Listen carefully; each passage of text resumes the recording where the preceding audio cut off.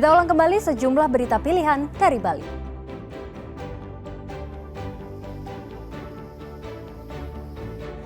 Seorang remaja tewas tenggelam saat berenang di air terjun Kebo Iwo, Buleleng.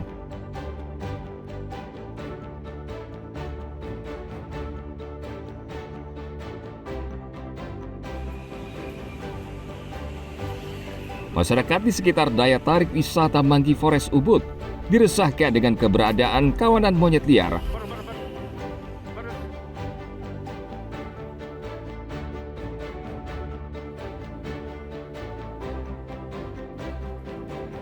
Pria Karangasem sukses jual keripik tempe hingga ke Amerika Serikat.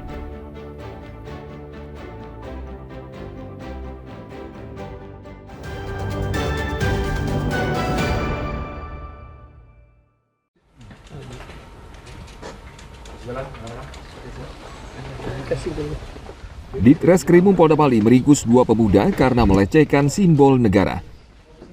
Ulah kedua pemuda ini terekam video warga dan menjadi viral di media sosial. Mereka ditangkap di Taman Kota Jembrana karena menurunkan bendera merah putih lalu mencoret-coretnya dan menaikkannya kembali.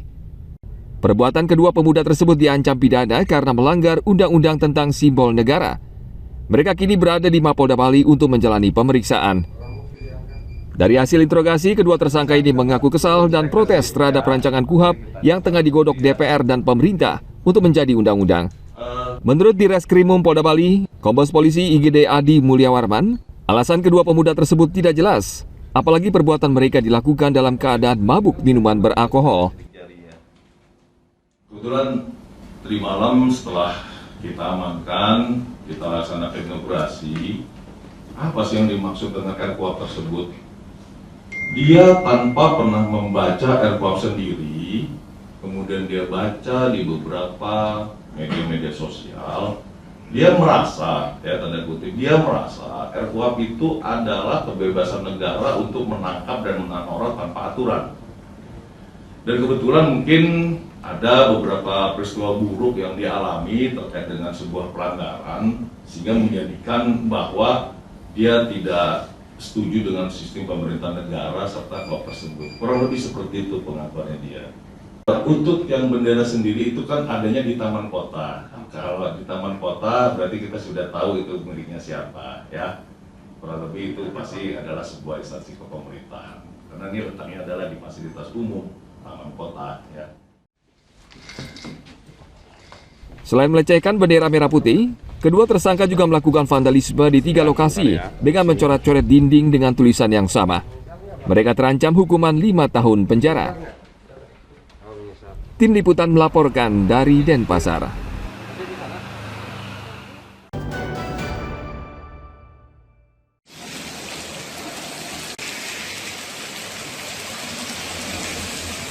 Pemerintah Kabupaten Badung tengah mengantisipasi ancaman banjir akibat curah hujan tinggi beberapa minggu terakhir di beberapa wilayah di Badung.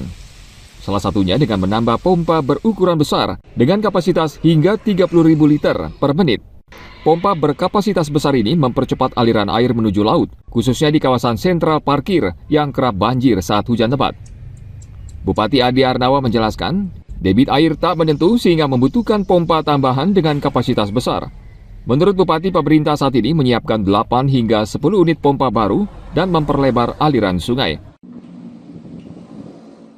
Debit airnya kita tidak tahu kan, maka sekarang akan menambah pompa kalau nggak salah saya itu dengan kekuatan 30.000 liter per detik. Kalau nggak salah itu ada 8-10 pompa.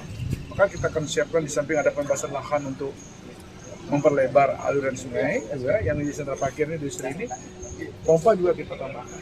Saya nanti pada saat terjadi curah hujan tinggi dan air yang ngalir ke hilir ini mendorong ke laut biar lebih cepat, sehingga sampai 30 liter per detik kalau masalah desa itu sampai sekitar 200 sekian, 220 miliar 2000. Dengan kapasitas pompa air sebesar 30.000 liter per menit, Pemkab Badung berharap kawasan rawan banjir aman saat menghadapi musim hujan. Ana Agung Gede Agung melaporkan dari Badung.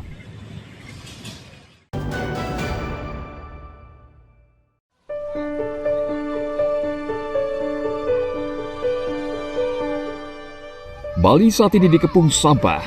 Namun Sekolah Dasar Negeri 5 Padangkerte di Kelurahan Padangkerte, Karangasem justru mampu mengolah seluruh sampahnya secara mandiri sejak beberapa tahun lalu.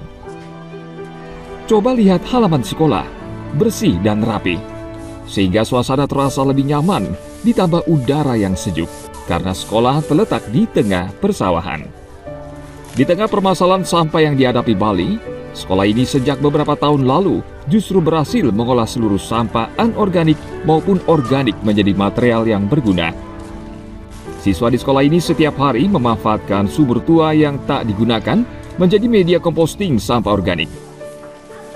Bila sumur penuh dengan sampah membusuk, maka sampah organik tersebut dipindah ke bak kedua untuk proses komposting. Di bak kedua ini, sampah bercampur dengan sekam, pupuk kandang yang sudah jadi dan bahan lainnya yang berfungsi sebagai fermentasi. Setelah beberapa bulan, siswa di sekolah ini sudah memanen pupuk organik. Pupuk ini mereka gunakan sebagai media untuk menanam sawi, pepaya, tomat, dan cabai. Kami itu untuk pengolahan tebu modern, nanti sampah-sampah yang dari organik, misalnya sampah dedaunan, itu nanti dibuang oleh anak-anak ke tebu modern yang pertama dulu.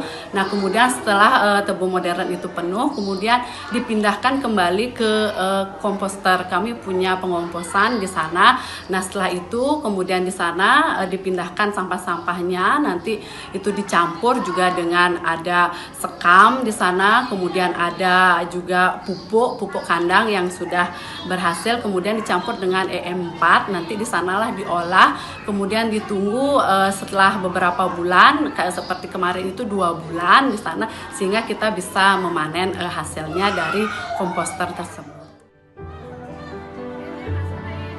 Tak hanya sampah organik, siswa di sekolah ini juga memanfaatkan sampah anorganik atau limbah plastik menjadi ekobrik. Ekobrik lantas dibuat menjadi berbagai benda bermanfaat, salah satunya rak sandal untuk para siswa. Kreativitas siswa dan pengelola sekolah ini dalam mengolah sampah sendiri di tempat modern dan ekobrik menjadi bukti sampah tak akan menjadi masalah bila kita mau bergerak dan bekerja keras mendayagunakannya. Tim Liputan melaporkan dari Karangasem.